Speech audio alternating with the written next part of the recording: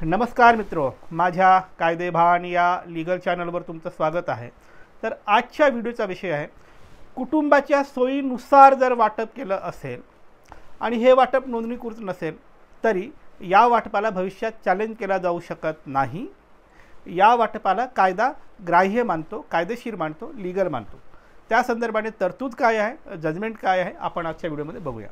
तर मित्रो, बरेचदा काय होतं की खेड्यापाड्यात किंवा कुठेही जर शेतीवाडी असेल आणि 2-4 भावंडांमध्ये त्याचं वाटप करायचं असेल तर हे वाटप नियमाप्रमाणे, कायद्याप्रमाणे तुम्हाला समान वाटप करायला पाहिजे आणि त्याचं रजिस्टर्ड पार्टिशन डीड करायला पाहिजे असं कायदा म्हणतो। पण असं प्रत्येक ठिकाणी चालतं का? नाही चालत। बऱ्याच ठिकाणी हे जे कायदा सांगतो तसं वाटप न करता कुटुंबाच्या सोयीनुसार वाटप केलं जातं आणि इथेच गडबड होतो किंवा इथे आपल्याला कॉम्प्लिकेशन क्रिएट होतात। का? कारण कुटुंबाच्या सोयीनुसार वाटप म्हणजे नेमकं काय आणि कायद्याच्या तरतुदीनुसार वाटप म्हणजे नेमकं काय? तर कायद्याच्या तरतुदीनुसार वाटप म्हणजे सरळ सूत्र आहे। काय?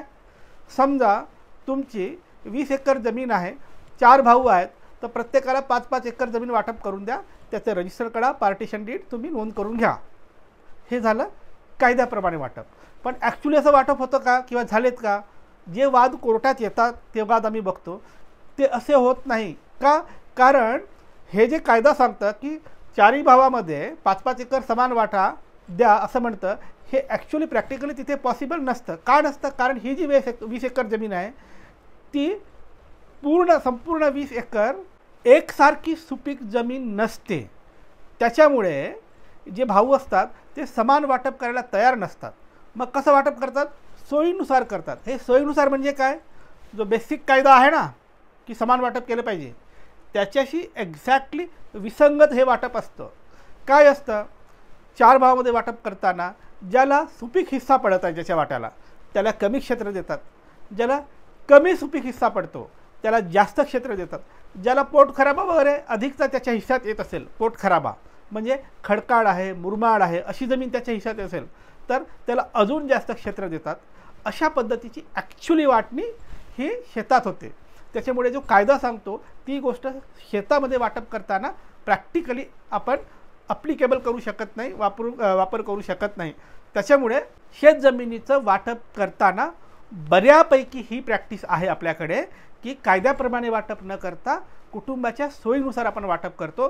त्याच्यामुळे कमी जास्त क्षेत्राचे वाटप एक दुसऱ्यामध्ये होतं आणि त्यानुसार मग ही जी भावंडं आहेत ती वहिवाट करू लागतात। पण नंतर कधीतरी एखादा वारस उठतो, या जमिनी शहराच्या जवळ आल्यामुळे यांना अतोनात भाव चढल्यावर कोणीतरी तो भाऊ उठतो ज्याला कमी क्षेत्र मिळालं होतं पण सुपीक मिळालं होतं, तो भाऊ किंवा त्याचे मुलं, त्याचे नातवंड आज उठतात आणि कोर्टात येतात की माझ्या वडिलाला आजोबाला कमी क्षेत्र मिळालं, बाकी म्हणजे चुलत्यांना काकांना जास्त मिळालं, म्हणून मी वाटपाला चॅलेंज करतोय आणि तसंही रजिस्टर्ड वाटपपत्र नाही आहे, त्याच्यामुळे मला समान वाटप देण्यात यावं असं दावा दाखल करतो। आणि मग इथे आपण हादरून जातो। पण अजिबात हादरून जायची गरज नाही, कारण जरी तुमचं वाटपपत्र नसेल, जरी वाटपपत्र रजिस्टर्ड नसेल तरी कुटुंबाच्या सोयीनुसार जे काही वाटप झालं तुमच्या आधीच्या पिढीत ते वाटप कोर्ट ग्राह्य मानतं आणि जे काही वहिवाट त्यांना वहिवाटीप्रमाणे वाटप करून देण्यात आलं आणि त्याप्रमाणे ही लोक वहिवाट करत होती, तेच वहिवाट, तेच क्षेत्र कोर्ट वाटपाचं क्षेत्र ग्राह्य मानतं आणि त्याच्याकडे ते क्षेत्र ठेवतं। एका वाक्यात, कुटुंबाच्या सोयीनुसार जर वाटप झालेलं असेल, ते सगळ्यांनी त्यावेळी मान्य केलं असेल आणि तिसरी गोष्ट, त्याप्रमाणे ते आजपर्यंत वहिवाट करत आलेली असेल, या 3 गोष्टी जर असतील तर जरी रजिस्टर्ड पार्टिशन डीड नसलं तरी ते जे तुमचं कुटुंबाच्या सोयीनुसार करण्यात आलेलं वाटप आहे तेच कोर्टात ग्राह्य मानलं जातं। त्यामध्ये कोर्ट कुठल्याही प्रकारचा बदल करत नाही, तसंच वाटप ठेवलं जातं। बरं, या संदर्भाने काही जजमेंट आहे का? हो, जजमेंट आहे। जजमेंटची कॉपी तुमच्या स्क्रीनवर दिसत आहे।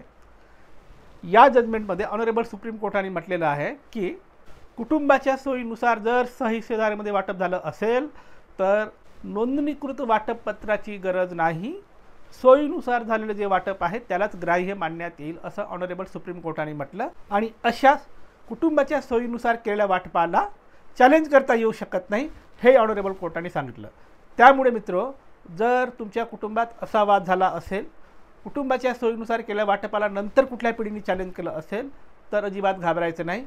हे जजमेंट तुम्ही वापरा आणि कोर्टात जो दावा केला आहे तो दावा तुम्ही रद्द करून घेऊ शकता. तर मित्र, ही होती माहिती. कुटुंबाच्या सोयीनुसार केलेल्या वाटपाला कोर्टात चॅलेंज केला जाऊ शकत नाही त्या संदर्भाने. तुमच्यासाठी असंच मी कायद्याचे व्हिडिओ आणत राहीन. त्यासाठी कायदेभान पाहत राहा. आणि हो, ज्यांना कायदेशीर सल्ला हवा आहे ते संपर्क करू शकतात. माझा नंबर तुमच्या स्क्रीनवर दिसतोय, पण थेट फोन करायचा नाही, अजिबात फोन करायचा नाही. व्हॉट्सअपवर जा, नाव गाव जिल्हा केसची माहिती लिहून पाठवा. जर तुमच्या केसमध्ये मेरिट असेल तर आम्ही सल्ला देऊ. बाय.